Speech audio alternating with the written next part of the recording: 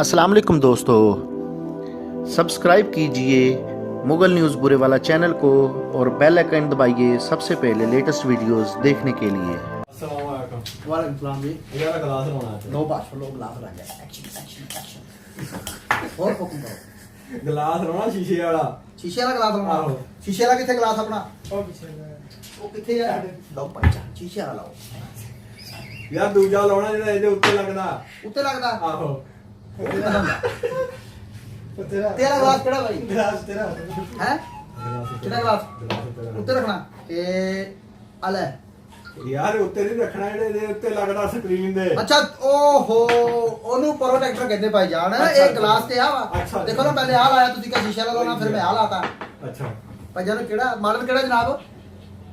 Model ਯਾਰ ਹੋਣਾ ਵਿੱਚ ਨਿਕਾਲ ਲਾ ਵਿੱਚੋਂ। ਵਿੱਚੋਂ ਕੱਢਣਾ ਪੈਣਾ। ਆਹੋ। ਕਿੱਥੋਂ ਨਿਕਲਦਾ ਖੋਲਣੀ ਹੈ ਕਿੱਧਰੋਂ ਦੀ ਖੋਲ ਕੇ ਨਿਕਲਣਾ? ਭਾਈ ਕਿੱਥੋਂ ਦੀ ਨਿਕਲਣਾ ਮਾਡਲ ਦੱਸੀ। ਆ ਥੱਲੇ ਨਿਕਲਣਾ ਹੈ ਯਾਰ ਬੈਟਰੀ ਪਟੇਗਾ ਨਾ ਫੇਰ।